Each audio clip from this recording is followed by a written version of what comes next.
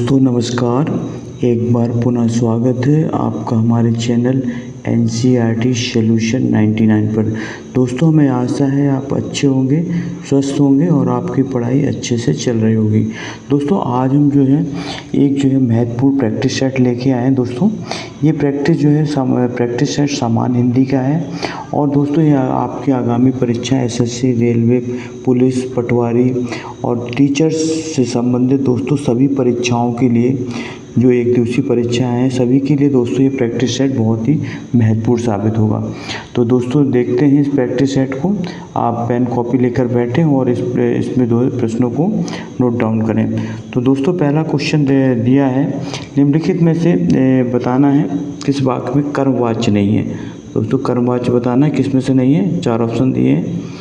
पहला दिया दोस्तों उसने खाना नहीं खाया है, छात्र द्वारा पुस्तक पढ़ी गई, बालक खिलखिलाकर हंस रहा था, दोषी व्यक्ति द्वारा क्षमा याचना की गई। तो दोस्तों कर्मवाच्य बताना। दोस्तों वाच्य दोस्तों 3 प्रकार के होते हैं, कर्तवाच्य, कर्मवाच्य और भाववाच्य।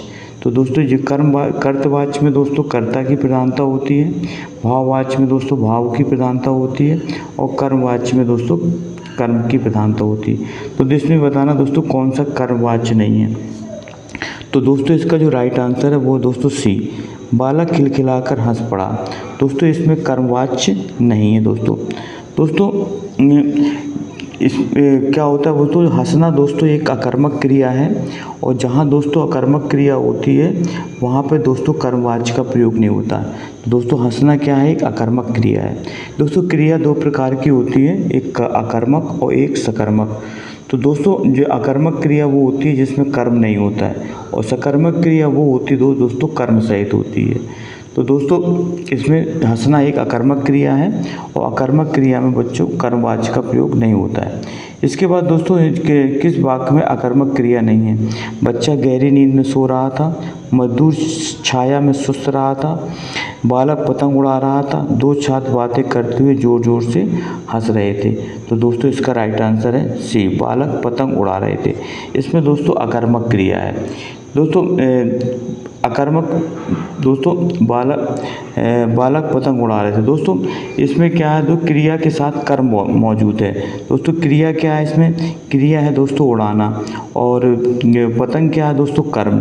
तो क्रिया के साथ कर्म मौजूद है, इसलिए दोस्तों ये अकर्मक क्रिया नहीं है। ये दोस्तों कौन सी क्रिया है, सकर्मक क्रिया है। तो दोस्तों जब क्रिया के साथ कर्म जुड़ा होता है तो दोस्तों वहाँ सकर्मक क्रिया होती है। अगर हम इसको दोस्तों ऐसे भी पहचान सकते हैं कि अगर हम प्रश्न पूछें कि बालक क्या उड़ा रहा था, तो उत्तर में मिलेगा दोस्तों पतंग। तो दोस्तों पहचान हो जाती सकर्मक क्रिया में। सकर्मक क्रिया में अगर उत्तर मिल जाए तो सकर्मक क्रिया है और अगर उत्तर ना मिले तो दोस्तों वो अकर्मक क्रिया होती है।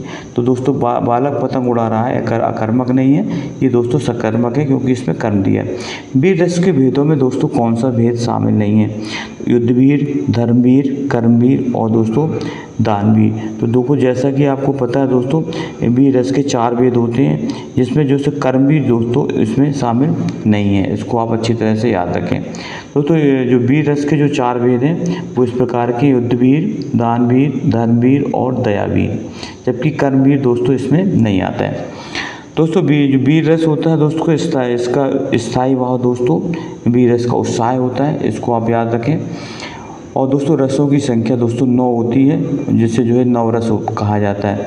और दोस्तों श्रृंगार रसों को रसराज के कहा जाता है और इसके दोस्तों श्रृंगार रस के 2 भेद होते हैं, संयोग और वियोग श्रृंगार। ऐसा पद जो क्रिया या संज्ञा की विशेषता न बताकर एक वाक्य या पद का संबंध दूसरे वाक्य या पद से जोड़ता है तो दोस्तों क्या कहलाता है, संबंध बोधक, विस्मयादि बोधक, समुच्चय बोधक या दोस्तों क्रिया विशेषण।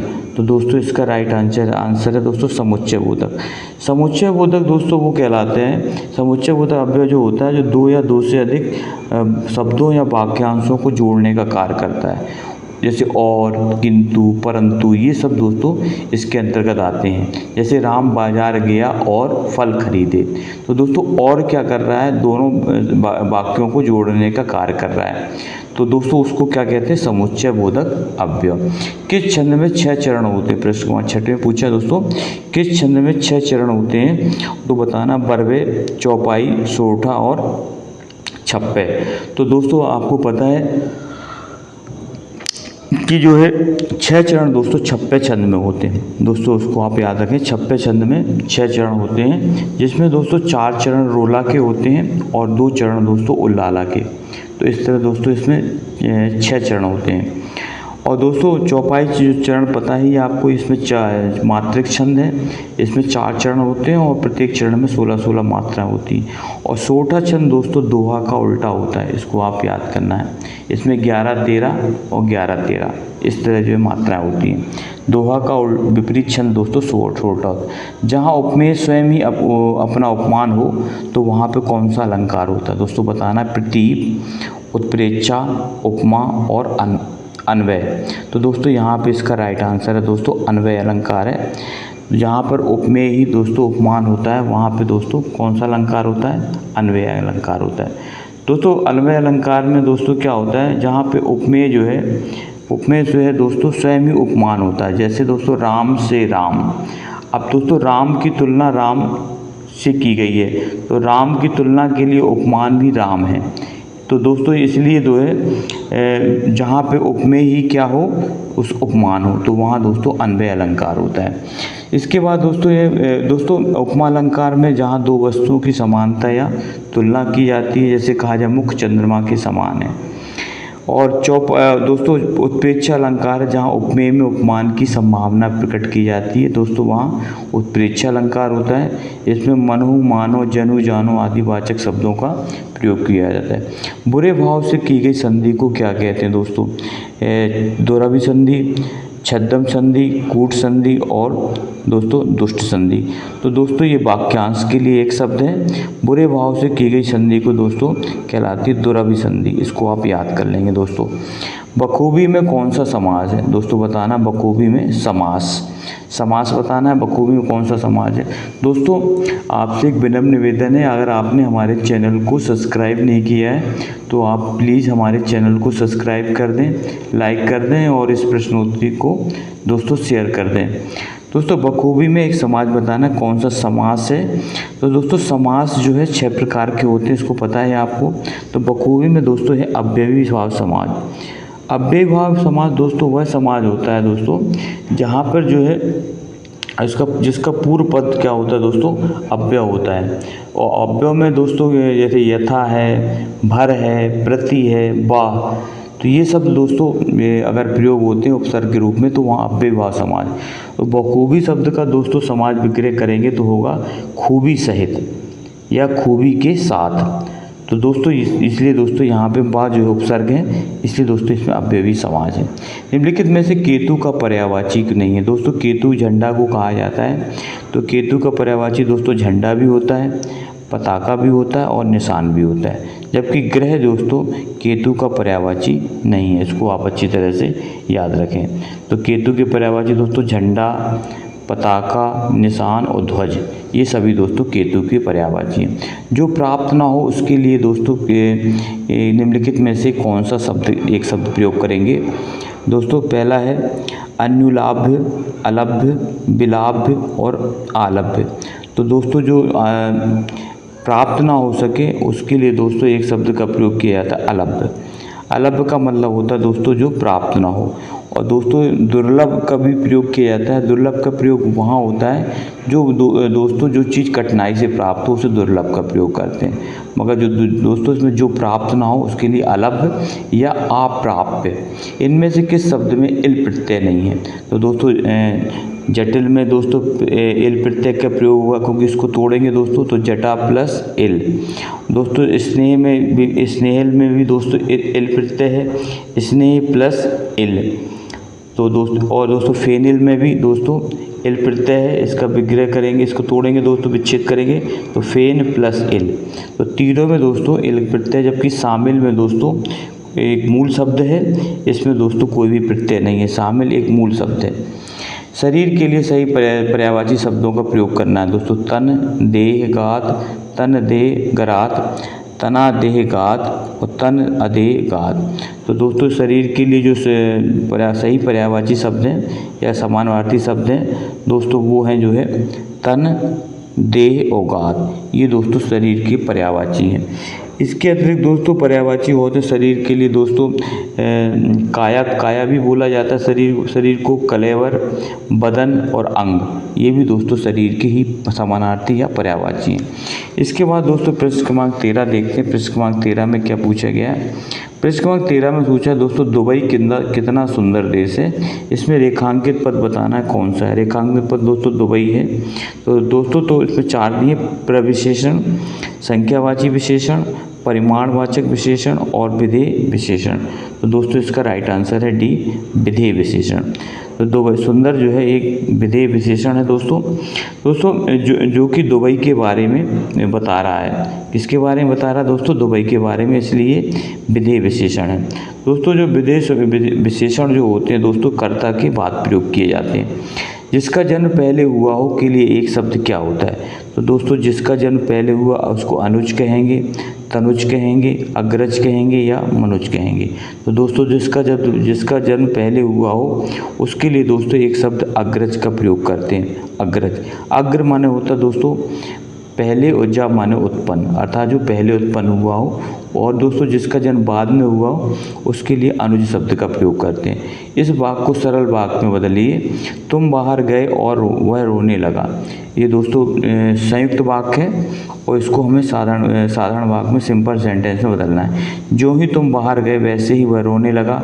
जैसे ही तुम बाहर गए वैसे ही वह रोने लगा। तुम बाहर जाते ही वह रोने लगा। तुम्हारे बाहर जाते ही वह रोने लगा। तो दोस्तों इसका जो राइट आंसर होगा तुम्हारे बाहर जाते ही वह रोने लगा। ये दोस्तों इसका साधारण वाक्य बनेगा, सिंपल सेंटेंस। और दोस्तों ये दिया था संयुक्त वाक्य। दोस्तों रचना के आधार पर वाक्य 3 प्रकार के होते हैं, सरल वाक्य, संयुक्त वाक्य और मिश्र वाक्य। जबकि अर्थ के आधार पर दोस्तों वाक्य 8 प्रकार के होते हैं। किस शब्द में अब उपसर्ग का प्रयोग हुआ है? दोस्तों बताना किस शब्द में अब उपसर्ग का प्रयोग किया है दोस्तों पृष्ठ क्रमांक 16 में। तो दोस्तों अवश्य, इसके बाद दिया अवचन, तीसरा दोस्तों दिया अवाप्ति और दूसरा दिया दोस्तों अबद्ध। तो दोस्तों बताना किस में अब उपसर्ग का प्रयोग किया गया है। तो दोस्तों इसमें जो अब उपसर्ग का प्रयोग किया है दोस्तों अवाप्ति में, अवाप्ति, इसमें दोस्तों अब उपसर्ग का प्रयोग किया है। इसको अगर दोस्तों हम विग्रह तोड़ेंगे दोस्तों तो अब प्लस आपति। तो दोस्तों इसमें जो है अब उपसर्ग है, इसके लिए दोस्तों इसका राइट आंसर सी है दोस्तों। अवश्य, अवचन और अवध ये तीनों दोस्तों मूल शब्द हैं, इनमें जो है उपसर्ग का प्रयोग नहीं किया। प्रवृत्ति का निम्नलिखित में से कौन सा सही विलोम शब्द है? तो दोस्तों प्रवृत्ति का जो विलोम होगा वो होगा दोस्तों निवृत्ति। इसका राइट आंसर दोस्तों डी है, 17 का राइट आंसर डी। इसके बाद दोस्तों निम्नलिखित में से किस में विरोधाभास अलंकार होता है? बताना दोस्तों। विरोधाभास विरह है अथवा वरदान है। जान पड़ता है नेत्र देख बड़े बड़े, देख लोग साकेत नगरी यही स्वर को जा रही है। प्रीतम को समझ पा कामनी ना जा सकी ना ठहर सकी। तो दोस्तों इसमें बताना कौन सा विरोधाभास अलंकार है। तो दोस्तों जो पृष्ठ क्रमांक दोस्तों 18 है, इसका दोस्तों राइट आंसर दोस्तों डी है। डी में दोस्तों विरोधाभास अलंकार का। दोस्तों विरोधाभास का अर्थ होता है विरोध प्लस आभास। जहाँ दोस्तों विरोध ना होते हुए भी विरोध का आभास हो वहाँ दोस्तों विरोधाभास अलंकार होता है। जैसे दोस्तों शीतल ज्वाला जलती है, ज्वाला कभी भी दोस्तों शीतल नहीं होती है। तो दोस्तों यहाँ विरोधाभास है, इसलिए दोस्तों यहाँ विरोधाभास। इसके बाद दोस्तों जिस विकारी शब्द से संज्ञा की व्याप्ति मर्यादित होती है उसे क्या कहते हैं? जिस विकारी शब्द से संज्ञा की व्याप्ति मर्यादित होती है उसको क्या कहते हैं? पृष्ठ क्रमांक 19 में पूछा गया है दोस्तों। तो दोस्तों इसका राइट आंसर है दोस्तों 4 ऑप्शन दिए, सर्वनाम, कारक, क्रिया और विशेषण। तो दोस्तों जिस विकारी शब्द से संज्ञा की व्याप्ति होती है, तो दोस्तों उसे क्या कहते हैं, विशेषण कहते हैं। तो विशेषण जो है दोस्तों जो क्रिया संज्ञा या सर्वनाम की क्या बताता है, विशेषता बताता है, तो वो दोस्तों विशेषण कहलाते हैं। इसके बाद दोस्तों कलाई खुलना मुहावरे का अर्थ क्या है। दोस्तों मुहावरा दोस्तों एक वाक्यांश होता है, जबकि लोकोक्ति दोस्तों एक पूर्ण वाक्य होती है। मुहावरे के दोस्तों अंत में अधिकांश ना का प्रयोग होता है, जबकि लोकोक्ति में दोस्तों मुहावरे ना का होना अनिवार्य नहीं है। मुहावरे का आकार छोटा होता है दोस्तों, जबकि लोकोक्ति का आकार बड़ा होता है। तो दोस्तों कलई खुलना मुहावरे का अर्थ है रहस्य प्रकट हो जाना। इसका राइट आंसर दोस्तों सी है, रहस्य प्रकट होना अर्थात भेद खुल जाना। लौकिक जगत की माया में सभी फंसे हुए हैं, रेखांकित शब्द का सटीक विलोम निकला है। तो दोस्तों लौकिक जो का अर्थ होता है संसारिक, इसको आप याद रखें, और दोस्तों इसका जो विलोम होगा वो होगा अलौकिक। संसारिक लौकिक का अर्थ होता है दोस्तों संसारिक अर्थात जो और अलौकिक का अर्थ होता है दोस्तों जो संसार से परे हो अर्थात असाधारण, और लौकिक माने संसार जो संसारिक हो, संसार से जुड़ा हुआ हो। किस शब्द में उपसर्ग और प्रत्यय दोनों का प्रयोग किया है। तो दोस्तों व्यंजित, व्यथित और दोस्तों समित और दोस्तों गहिर्त।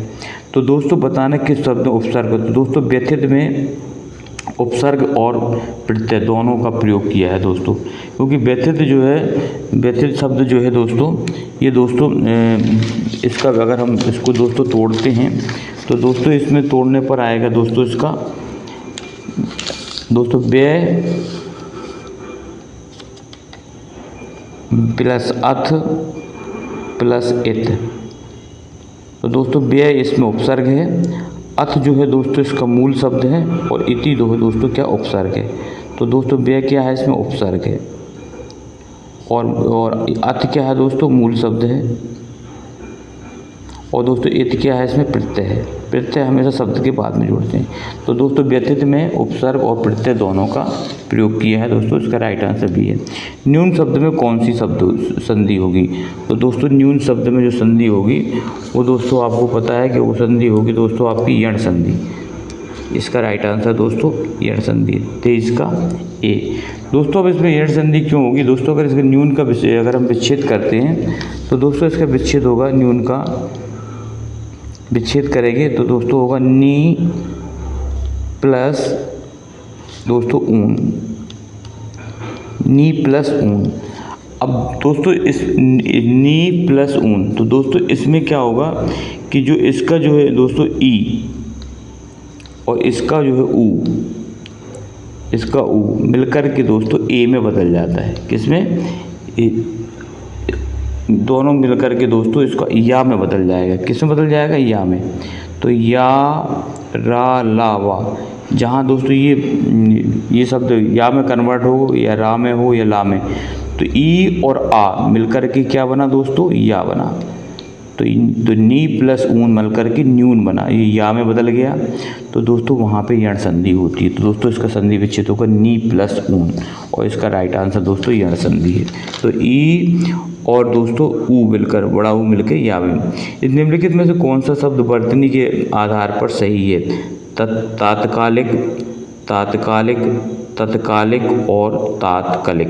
तो दोस्तों इसका 24 का जो राइट आंसर है दोस्तों वो बी है तात्कालिक। तात्कालिक को दोस्तों इस तरह लिखा जाता है, बड़ा ता छोटा ता बड़ा का छोटी ली ओ का, तात्कालिक। इसके बाद दोस्तों आज का अंतिम प्रश्न 25वां है, ये दोस्तों लोकोक्ति संबंधित है। 9 दिन चढ़े अढ़ाई कोस। तो बताना है लोकोक्ति का क्या अर्थ है। तो दोस्तों काम करने की बहुत धीमी गति, पैदल चलने की आदत होनी चाहिए, चाहे बहुत धीरे चलें। व्यक्ति को 9 दिन तक प्रतिदिन अढ़ाई कोस पैदल चलना चाहिए। पैदल चलने से बहुत समय लगता है, इसलिए पैदल न चलें, समय की बचत करें। तो दोस्तों ये लोकोक्ति का सही अर्थ बताना है। तो दोस्तों इस लोकोक्ति का दोस्तों सही अर्थ है काम करने की जो गति है वो बहुत धीमी, या धीमी गति से काम करना, बहुत धीमी गति से काम करना। तो दोस्तों इसका दोस्तों सही अर्थ है। और दोस्तों ये लोकोक्ति जो है सर, लोकोक्ति दोस्तों है लोक प्लस उक्ति, अर्थात लोगों द्वारा कही गई उक्ति।